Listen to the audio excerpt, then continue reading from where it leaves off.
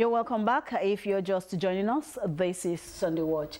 It's a program that comes your way at a time like this at in both Yoruba and English languages, and we are on DSTV channel 256. We are on Start Times 113 and GoTV 120. Lagos Television is also on all social media platforms where you can get to watch us from any part of the world. All you need to do is to download the Lagos Television app, and also on the different social media platforms that we crawl every now and then on our station. So you can follow us, download if you don't have the app on your Android devices, and you will have the privilege to watch us. This morning we are looking at impactful politics and the family. I have someone who will in no time prove to us that he is someone who is vast as far as the Nigerian economy and politics and the polity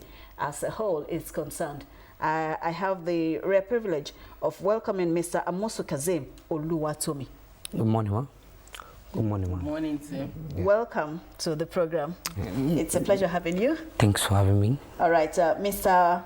Amosu is a dynamic professional with a strong background in public service. He is also a project management officer, a youth leader.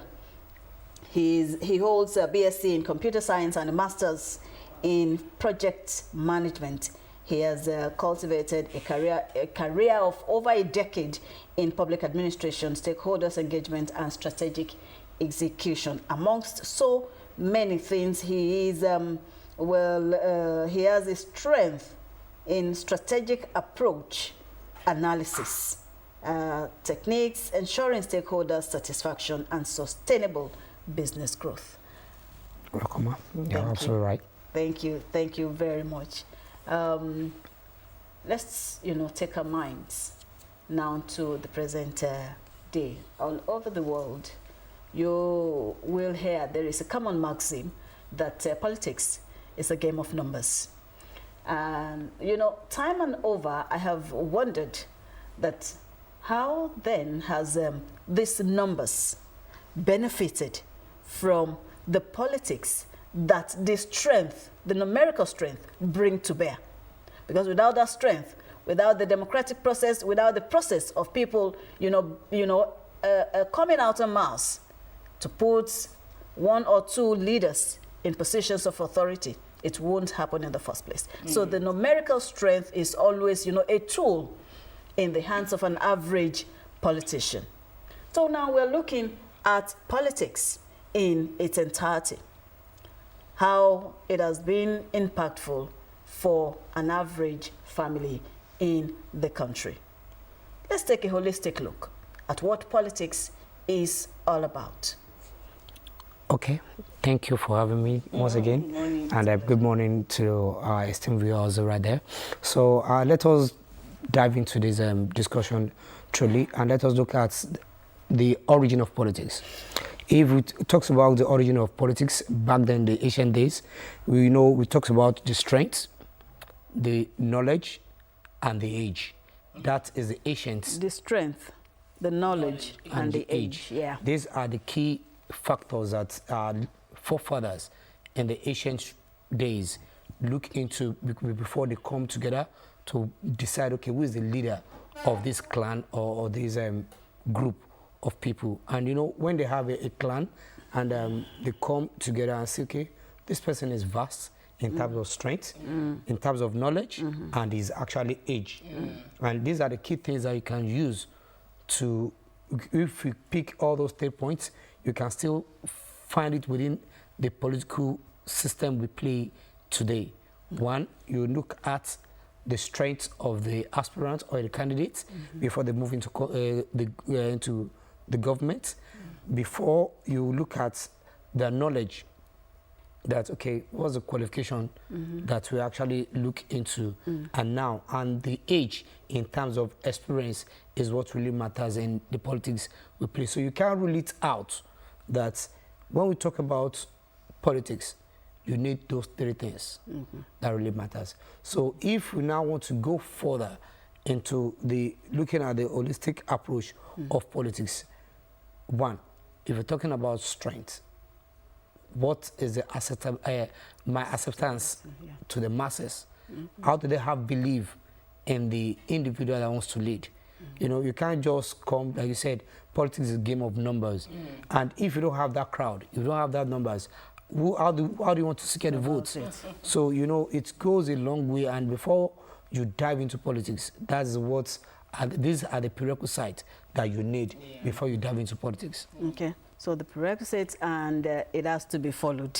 Yes. Before, you know, a result will be achieved. Yeah, sure. Okay, now, we have people in different places or positions of authority.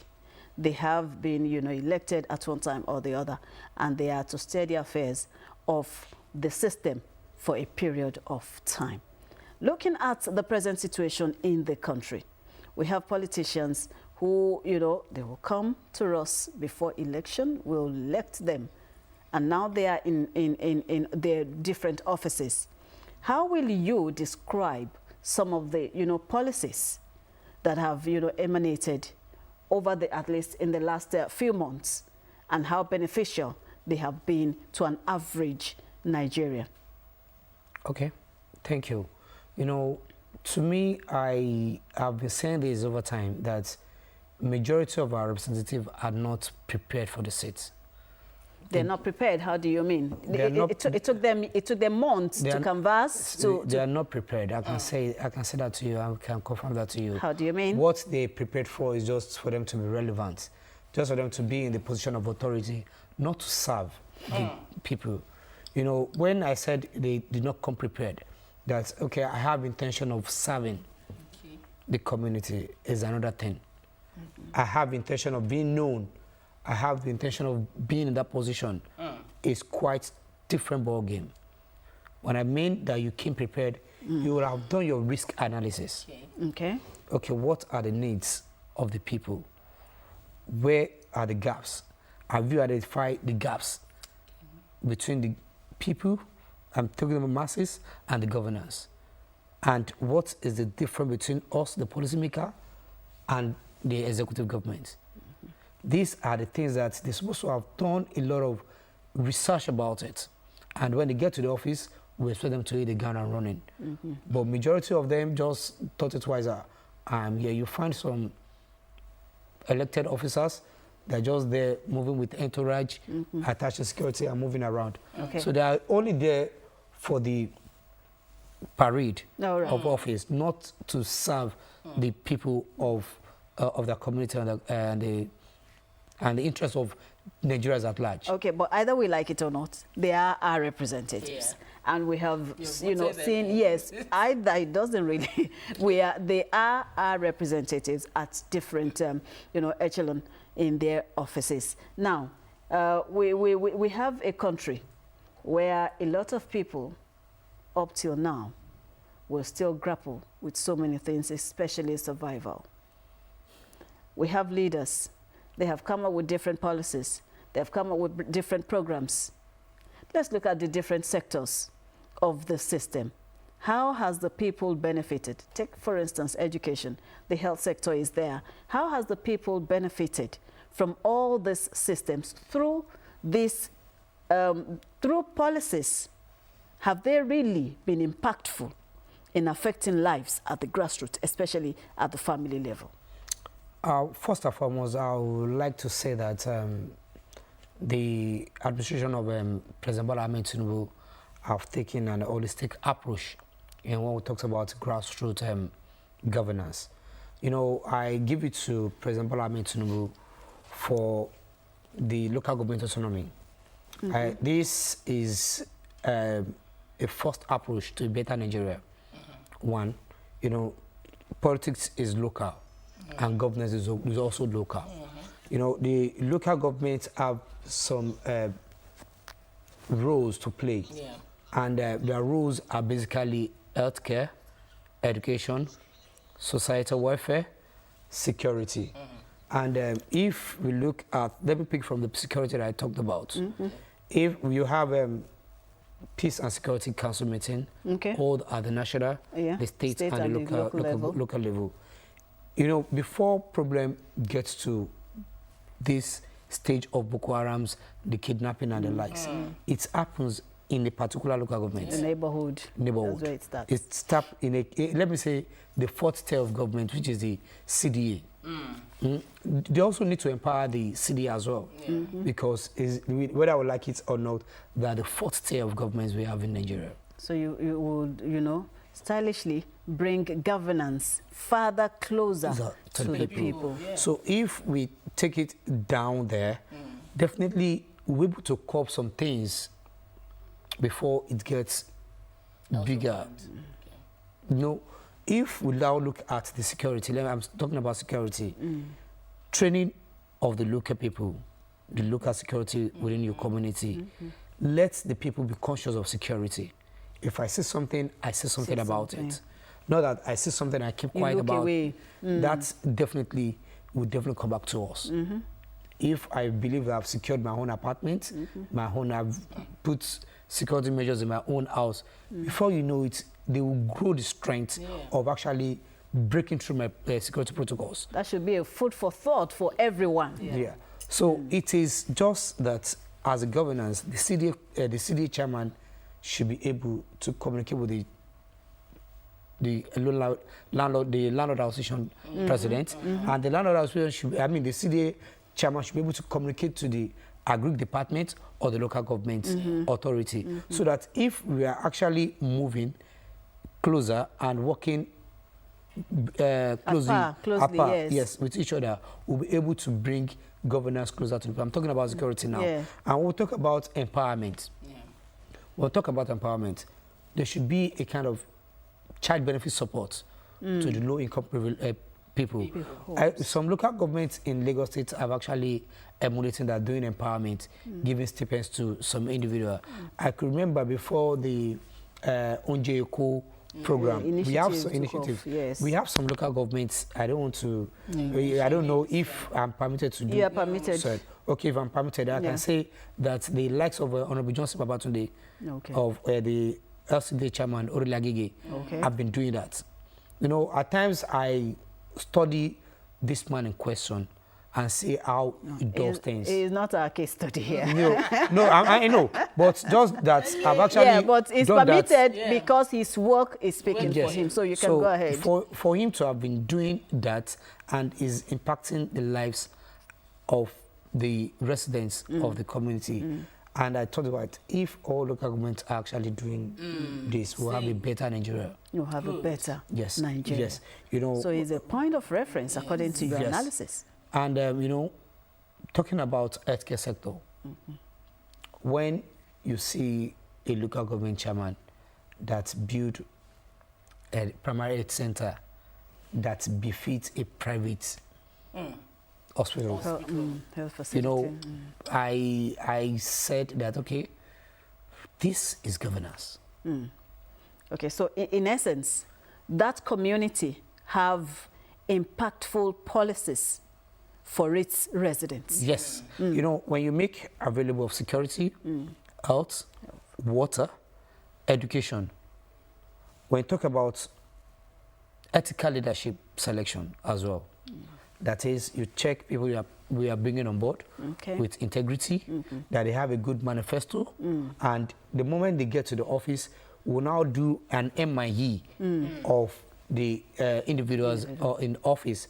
Let us monitor the progress of the work, and let us evaluate, are they actually working in line with the policy, the manifesto they dole out to us during the campaign time. These are the things that we need to know. And I want to say this, that the best punishment for a wise man who refuses to lead is to serve under the leadership of an idiot. Unfortunately, the result... If majority of the elites are running away from politics, we'll continue to have bad people in governance. So it's just a call on this conversation that I will urge the literate, those are well established, educated, that they should try and come into governance. There's no bad thing if we have professors coming into politics.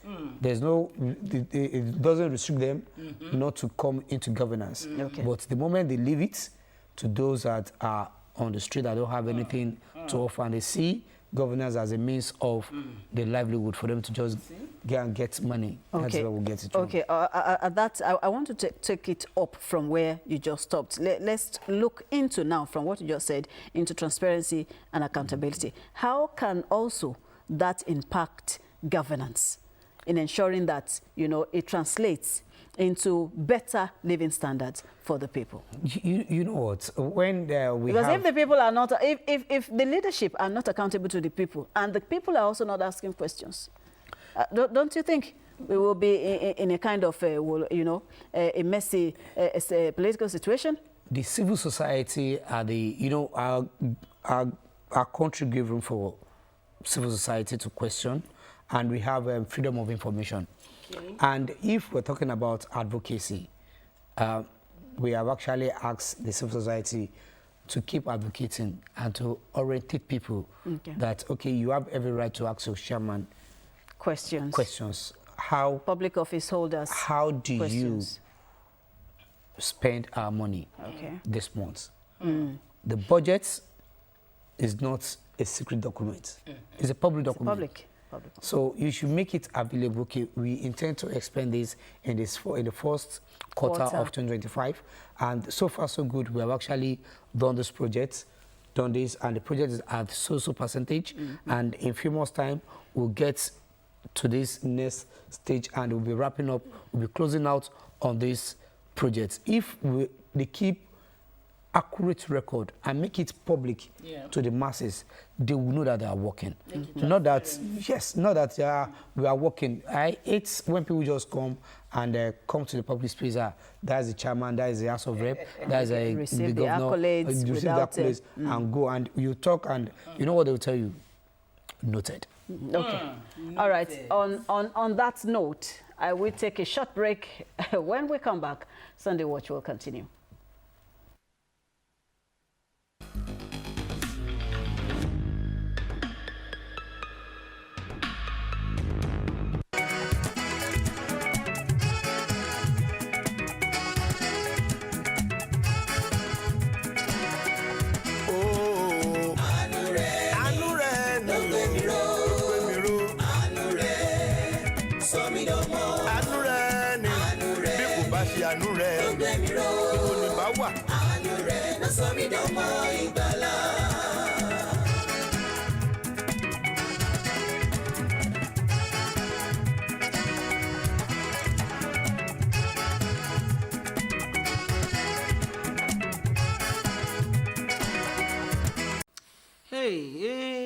tòótọ́ àánú Olúwa ló ń gbé wa dúró.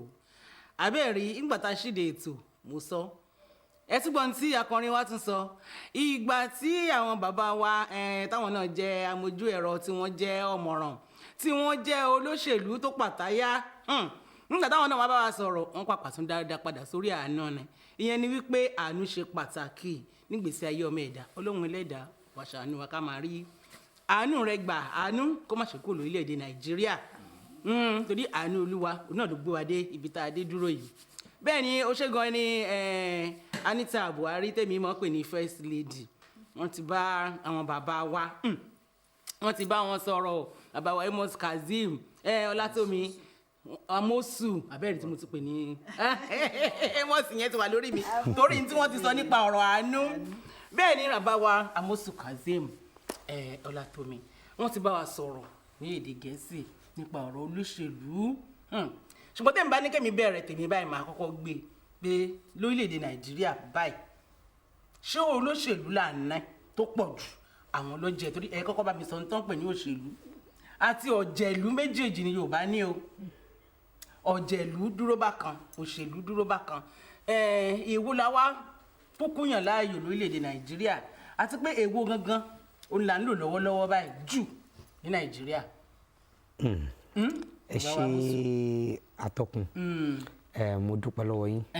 Ní àkọ́kọ́ ẹ ti mú ọ̀rọ̀ wá tá fẹ́ yànnà lé tẹni ká sọ pé ta ló lóṣèlú ta ni ọ̀jẹ̀lú òṣèlú lẹni tó nífẹ̀ẹ́ lù tó nífẹ̀ẹ́ lù tí ó ń wá gbogbo ọ̀nà láìṣe kó fẹ́ rí owó níbẹ̀ láì jẹ́ pé kí ìgbé àwọn ọmọ ènìyàn tó wà ní agbègbè yẹn kí ìgbé wọn kó rọrùn fún wọn. ọ̀jẹ̀lú lẹni tí ó rí pé àwọn èèyàn wọn níṣòro ó wá bí pé mo fẹ́ bá yín tọ́ṣòro yín ní ẹ̀tàn ẹ̀mọ̀ ká fi ẹ̀jọ̀ dúdú sínú ká máa tútọ̀ funfun síta ká máa ní pé ẹ má wọrí àbá yín yanjú ìṣòro yín ìbọn lẹ́yìn gbogbo ìṣòro wọn wọ́n tún fi ń kó wọn.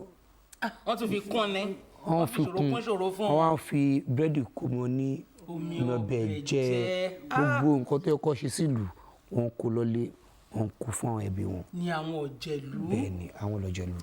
tábà wá ní ká wo orílẹ̀-èdè nàìjíríà báyìí àwọn ará ilé ni wọ́n ń wò yín ẹgbọ́n ṣe ń wò yín báyìí wọ́n sì ti fi àwọn ìbéèrè ránṣẹ́ kẹ́yìn ó tó dé tó dáa ti sọ fún wọn tá a fẹ́ sọ̀rọ̀ lé lórí.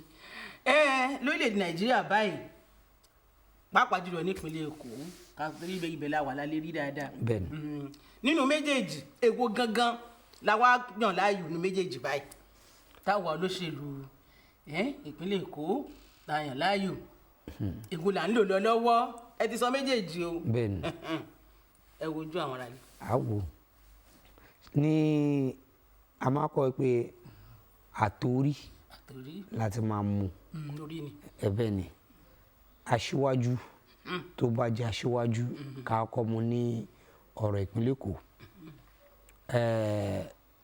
gómìnà ìpínlẹ̀ Èkó Babájídé Sanwó-Olú wọ́n gbìyànjú pé ẹ̀sìn iwájú ni tẹ̀yìn wò sáré àwọn ń ṣe àwọn ń ṣiṣẹ́ taari takuntakun bẹ́ẹ̀ ni àwọn tó mọ lẹ́yìn wọn náà àwọn kan náà wà tó ń ṣiṣẹ́ àwọn kan jẹ́ wà tó yẹ pé nínú wọn lọ́kàn wọn ọmọ pọ́jẹ́lù ni wọn tọ́jà mọ́ pé àkọsílẹ̀ ń wà fún gbogbo iṣẹ́ tí wọ́n ń ṣe bójá dáadáa ni o bójá burú àwọn aráàlú à ń kọ sílẹ̀ wọ́n ní jẹ́díjẹ́dí kan kó ń jẹyọ kan kó ṣíwọ́ afẹ́jẹ̀mí sí ni wọ́n padà wá wọ́n wá gba èsì ìdánwò wọn.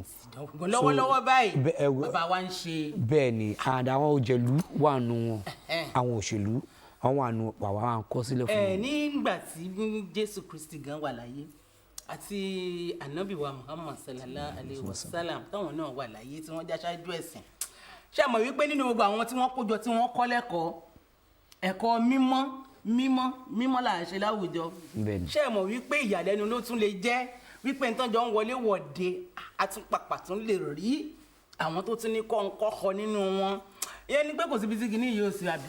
èèyàn ni wọ́n máa jẹ́. ṣé pé èèyàn lèèyàn máa jẹ́. èèyàn ni. tá a bá ti rí olóṣèlú ṣùgbọ́n ó yẹ kí olóṣèlú kó pọ̀ ju jẹ̀lú. iṣẹ́ tẹ́lẹ̀ gbogbo nǹkan tá à ń sọ yìí náà inú ilé ló ti bẹ̀rẹ̀ o inú ilé ni iṣẹ́ tẹ́lẹ̀ ó ní nǹkan kan tí èmi mọ̀ tí mo dárò dáadáa pé wọ́n ní ilé la ti ń kẹ́ṣọ́ rèé tí òbí tó bá ti fi ọ̀nà tó tọ́ wọ àwọn ọmọ ṣòtítọ́ nílé gbogbo nǹkan tá à ń rìn ta yìí lọ́wọ́lọ́wọ́ yìí ẹ jẹ́ ká fẹ́ àmọ́ mo fẹ́ yà rẹ̀ gẹ̀rẹ̀ díẹ̀ kí a kò fi ṣe àpèjúwe ọ̀rọ̀ tá à ń sọ òbí tí ò tí yàn tí ò tí gbẹ́kọ̀ tán tó ti gbóyún irú ọmọ olóhùn náà fẹ́ bí bọ̀ òbí tó tọ́ ọmọ tó tọ́ débi àmì tó pé mo lè ọmọ yìí ó yanrantí mo lè fọkànbalẹ̀ wípé o lè dá dúró láyé ara ẹ̀ tó bá déta aṣojúṣe ìlú ẹ̀ ó mọ̀ pé ẹ̀tọ́ mi láti tẹ̀ka ẹ̀tọ́ mi ni láti wà ìwà tó dáa sí orílẹ̀-èdè ẹ̀tọ́ mi láti máa sọ pé kí n má jalè kí n lè máa mójútó gbogbo nǹkan tí ìjọba bá fi sílẹ̀ ní agbègbè wa nítorí pé tiwa ni náà ni tí òbí tí ó bá ti máa sin ọmọ ẹ̀ ní gbẹ́rẹ́ pàpẹ́ pé nǹkan tó tọ́ bó ṣe ń wà gidi lélẹ́yìí tọmọ yẹn náà bá máa déta á ní ìgbà táwọn òbí mi ò sọ fún mi bàbá mi wọ́n ṣe títì sọ́nà bàbá mi lọ gé ẹni tó fi ṣe sọ́nà tọ́mọ náà bá débẹ̀ bàbá mi gbẹ́yọ kan èmi náà ṣe ju tí bàbá mi ṣe lọ ara nǹkan tí a sọ pé ó ti kọ́kọ́ bẹ̀rẹ̀ nílé nìyẹn nítorí nílé gbogbo olóṣèlú táwọn rí ń ta wọ́n ní kọ̀rọ̀ tọ́jọ́ ti jáde ní kọ̀rọ̀ jáde tí gbogbo abájọ ní èèmọ̀ pé àjọ fẹ́ tún ìlú yìí ṣe tabájọ wá papọ̀ àjọ tún ṣe jù báyìí lọ. inú mi dùn ṣé lórí àjọ tún ṣe jù báyìí lọ tí gbogbo wa bá jọ ní inú kan pé báyìí la ṣe fẹ́ ṣe pé kò ní yẹ kò ní yí padà bí ẹ ṣe ìyẹn wá sún wa débi ẹ̀tọ́ aráàlú sí ìjọba àbí lásìkò òṣèlú àti ẹ̀tọ́ ìjọba sí aráàlú ó yẹ ìjà àwọn méjèèjì rẹ. ẹ̀tọ́ tèmi ẹ̀tọ́ aráàlú ẹ̀tọ́ tèmi ní ọkà kọ́ máa mo fi ń sọ pé kára lè máa sọ pé ẹ̀tọ́ tèmi o gẹ́gẹ́ bí èmi o pé màá ṣojú ṣe mi màá sanwó orí mi. owó orí tó ṣe kókó.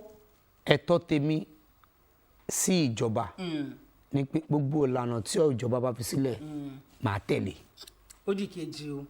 ẹ̀tọ́ tèmi tó bá di àsìkò ìbò màá lọ tẹ̀ka tí n bá tẹ̀ka mi màá yí ẹ̀gẹ̀rẹ̀ ní omi kúrò mẹ́ o màá wò mo máa wò ó kí wọ́n ṣe tán lójú kọ́ ṣe tán lójú mi bá wọn ṣe jàgídíjàgan o ẹ kà ẹ kọ iye tó jẹ́ ẹ̀kọ́ kẹ́ bá wa lẹ́bẹ̀ẹ́ ẹ̀tọ́ tèmi nìyẹn nítorí mo ti tẹ̀ka mi mo dẹ̀ gbọ́dọ̀ fojú mi rí èsì ìtẹ̀ka wa nǹkan tó bá kúrò mi báyìí ó gbọ́dọ̀ tó bá gbé kúrò ní agbègbè mi ló gbọ́dọ̀ wọ̀n lókè lọ́hùn ìyẹn ni ojúṣe tèmi ṣé mo ti sọ ọ̀rọ̀ owó orí mo ti sọ ìka ìlànà tó fi sílẹ̀ mo dẹ̀ ti sọ pé màá tún máa wo ìgbò nǹkan tí ìjọba bá di kí ìka tí n bá tẹ̀ ó gbọ́dọ̀ dókè lọ́hùn oyè àwọn ẹ̀tọ́ tèmi nìyẹn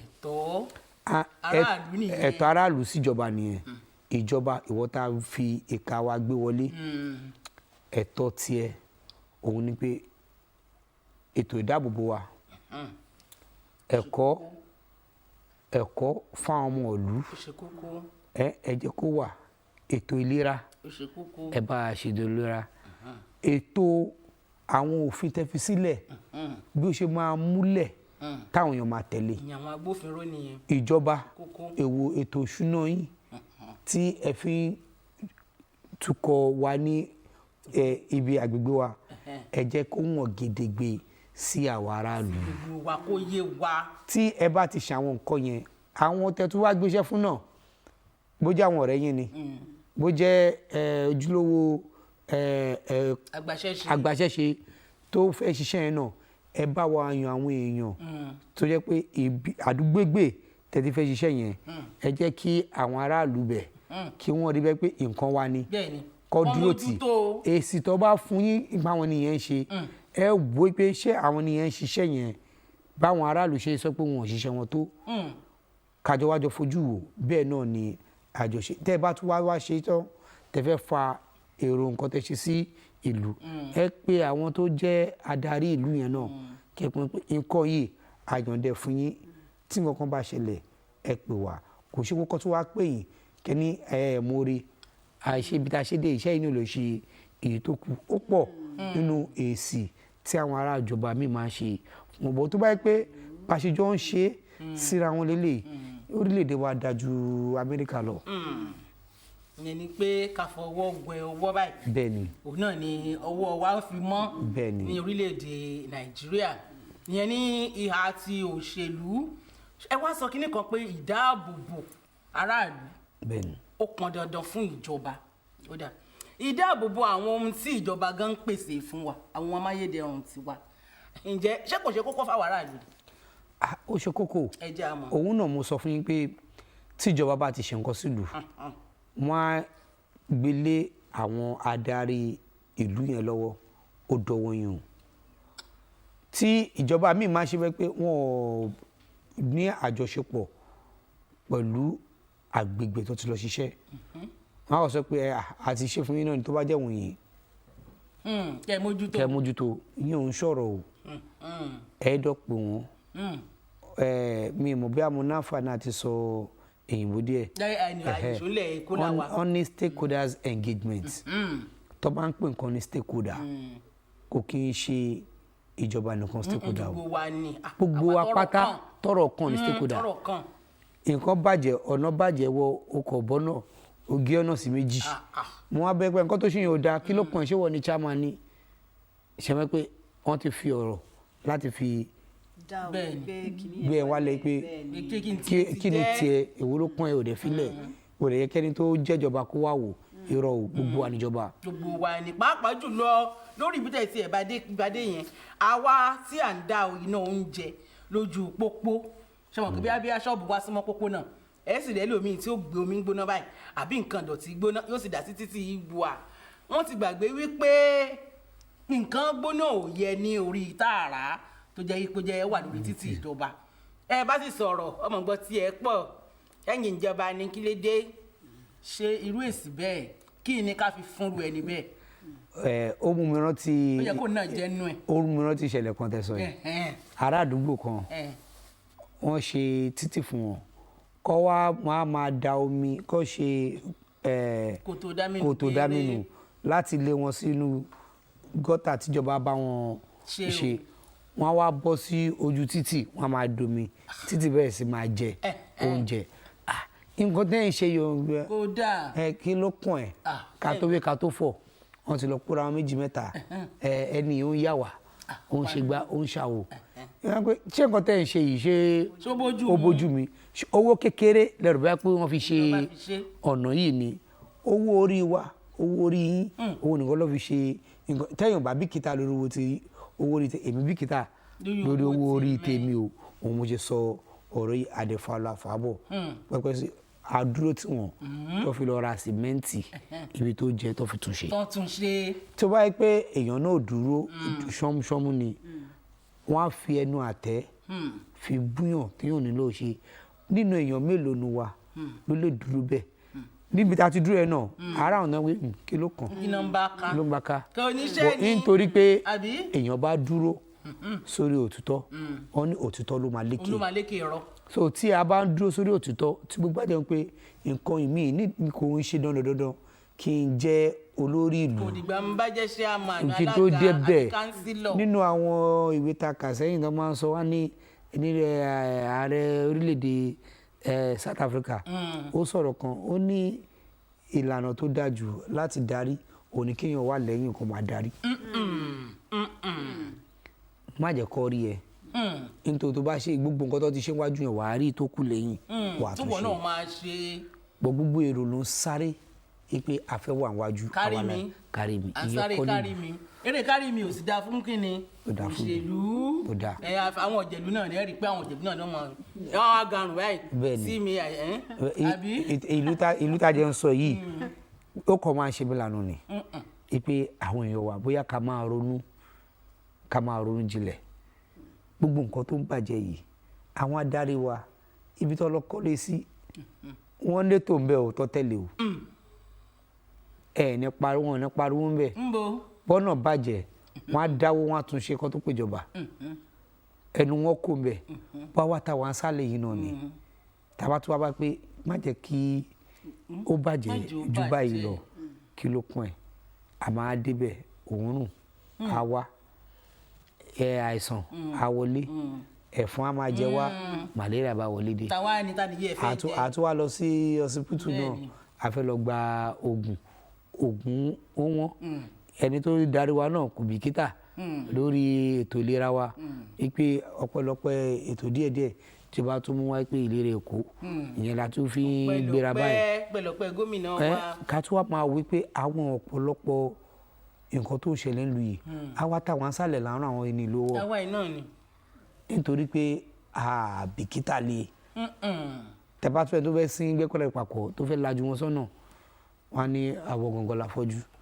wọn láwọn gan làwọn níran létí ẹ̀ pọ̀ so èyí tó wá ṣe pàtàkì ni pé àwa tá a bá ní ìmọ̀ díẹ̀ ká súnmọ́ àwọn tó tún ní ìmọ̀ jù wá lọ kó lè tọ́ wa sọ́nà. kán lè tọ́ wa ẹ ṣeun gan ni inú mi dùn ṣe bí mo sọ fún yín lẹ́ẹ̀kan mo ní amójú ẹ̀rọ yẹn ẹnjìníà Amosu Kazeem Oluwatomi mo ní àwọn náà wà ní orí àpèrè lónìí nígbà wọn ti ń sọ èdè Gẹ̀ẹ́sì mo ní tó bẹ́ẹ̀ ṣe fọ Gẹ̀ẹ́sì mo padà wá fọ Yorùbá náà bẹ́ẹ̀ inú mi wá dùn pé wọ́n fọ Yorùbá yìí wọ́n fọ ohùn mi tó fi yé àwọn èèyàn wa ní inú ilé ẹ̀tọ́ tẹ́ ṣàlàyé yẹn fún àwọn èèyàn wa wípé kí wọ́n máa ṣe fún ìjọba ṣé lásìkò afẹ́dìbò nìkan ni àbí ká jẹ́ wípé kókó ti mọ́ wa lára ká gbà gẹ́gẹ́ bí ẹni wípé ó dà náà mo wọṣọ tán oyè ń wé gèlè sí àbí mo wọṣọ tán oyè ń dé fìlà sí àbí mo wọṣọ tán oyè ń fi bàtà lé ṣé mo kó ti mọ́ra ṣé kó di mọ́líkì mọ́ra lára ni àbí fún sáà kan ní ká bẹ̀rẹ̀ ká máa wọ. ẹ ti parí ọ̀rọ̀ ó gbúdọ̀ jẹ́ mọ́líkì yamidin ni kó lẹ́mọ̀ wa lára nítorí lílẹ̀mọ̀ tá à ń sọ òun ni pé kékeré láti ń pẹ̀ka àròkọ àwọn nǹkan tá à ń sọ yìí náà ibi tá a dé yìí àwọn baba ńlá kú bàbá wa tó bá yẹ kó wọ́n ti ń ṣe ni tó ti wá mọ́ wa lára tó ti di àṣà tó ti di ìṣe mọ́ wa lára gbogbo wa pátá la máa ṣe àwọn nǹkan yẹn èyí tó bá wa lára yìí pé èyí táwọn bàbá wa fi lélẹ̀ tí kò mọ́ wọn lára láyé àtijọ́ òun ló rabarabẹ́ ló wà lára wa díẹ̀ la máa ṣe tó fi máa ràn káàkiri tí a bá rí pé kò kí n ṣe pé ètò ìdìbò nìkan o ní gbogbo ìgbàkígbà òrèkóòrè tá a bá ti ń jí tá a bá ní kí ni nǹkan tó ń jóṣèlú òṣèlú bẹ̀rẹ̀ láti inú ilé ni o inú ilé wa ni pé mo jí láàárọ̀ mo gbálẹ̀ òṣèlú ni mo jí mo fọ abọ́ òṣèlú ni mo táyìíká ṣe òṣèlú ni mo jí mo pọ́n mi òṣèlú ni o tí nǹkan yẹn bá ti mọ́ ọmọ lára kó kúrò nínú ilé tó bí sí tàbí tó ti tọ́ tó bá lọ lé mi àwọn nǹkan yẹn náà ló bá máa ṣe lọ so ó gbúdọ̀ máa jẹ́ nǹkan tó gbúdọ̀ mọ́ wa lára. ẹ ṣeun gan ni àdúpẹ́ àwọn ojú ẹ̀rọ wa abẹ́rẹ́ nǹkan àdúpẹ́ lọ́dọ̀ Ọlọ́run ire a máa bá gbogbo apátápátá ká ṣe eré nínú ká ṣe eré ibẹ̀ náà ni ayọ̀ wa wà bẹ́ẹ̀ ni àní dààmú lágbàlọ́wọ́ aláwòrán bí first lady ẹnì sùnlẹ̀. adúpẹ́ gan gidi. Ọlọ́run ṣeun. Thank you so much and you're welcome. I really appreciate you, our guest this morning. You have said so much. But then as we wrap up, a lot was said, both to the government and the governed. We all have a stake in this matter, in this issue called politics. Politicking is a game for everyone. It has been revealed. Yes. So we all have to play our part. Before I allow you go, how will you describe your best antidote to impactful politics in our society to the family? Let me just say it this way. Just get involved. Just get involved in positive things. Thank you. Thank you very, very much. Get involved.